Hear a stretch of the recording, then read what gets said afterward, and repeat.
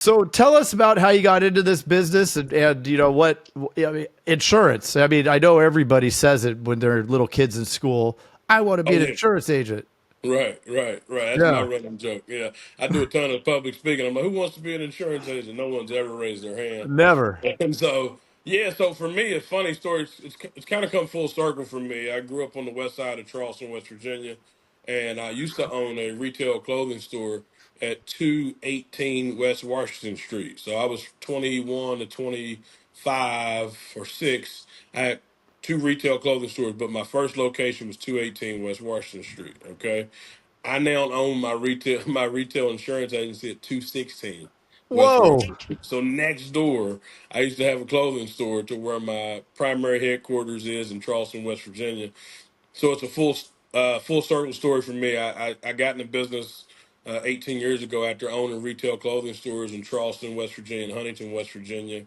And the reason I got in is I was looking for people to help me with advice on my business and strategy and tactics to grow my business and protect my assets, and only one insurance agent and his dad had come into my office. Everyone else kind of had their hands out.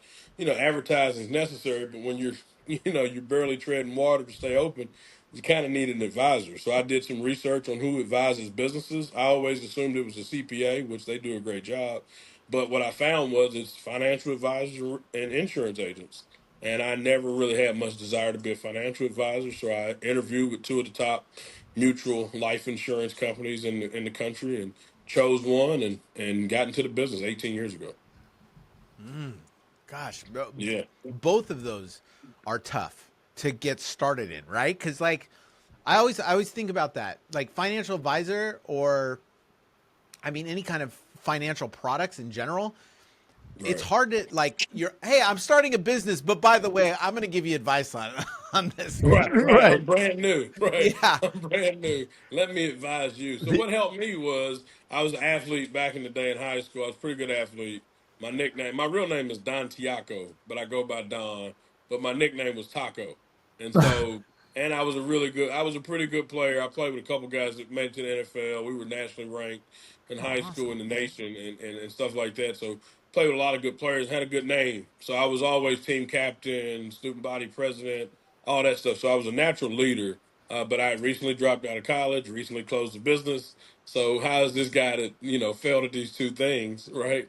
Going to Yeah. now tell me how to do right by my business and my but having been a business owner and I was fairly successful at the clothing business, it's just not enough money on the back end for me, right? Because Yeah. a lot of overhead, the margins are low in retail and stuff like that.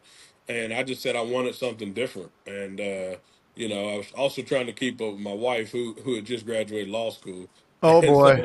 I'm like, I Yeah. gotta hang in there, and I gotta be able to hold my own weight. Yeah. What can I do to make money? What can I do to build on my name? And I'm not shy at all, so I didn't mind asking people to Yeah. give me an opportunity. So Yeah. it didn't work out at first, but I tell you what, my first year, I always tell people I made $28,000, and it was 2007 or so, and I got a job offer for like 75,000 plus commission selling advertising. And I told the lady, I go, that's not enough money for me. She goes, Yeah. sir, you had to send in your tax return, Yeah. before your last three pay stubs before we made this offer. Trust me, it's more money than you're making. I was like, it's not enough for me though. Yeah.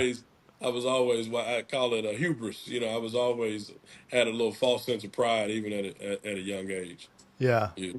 Well, it's tough. You're not, you look at, especially having there's some motivation, right? So your wife is just graduates, that she's going to be crushing it as an Right, attorney. right, And right. it's like, yeah, maybe you start at 75, but you're probably going to stay at 75 for a long Right. time, That right? was that was the catch. I wanted Yeah. that unlimited income, man. I was Yep. after unlimited income, Only and one I way. worked at I worked at a retail store before I started mine, and I made commission. So I was used to commission. My grandfather had retired from teaching and then went into real estate, so I knew he was making commission, and so the residual income part of it appealed to me. But I've never, I know it's cliche, but I've never done this for money. I've done it for the right reasons, and it's ended up putting me in the right spot every time. So Yeah. yeah.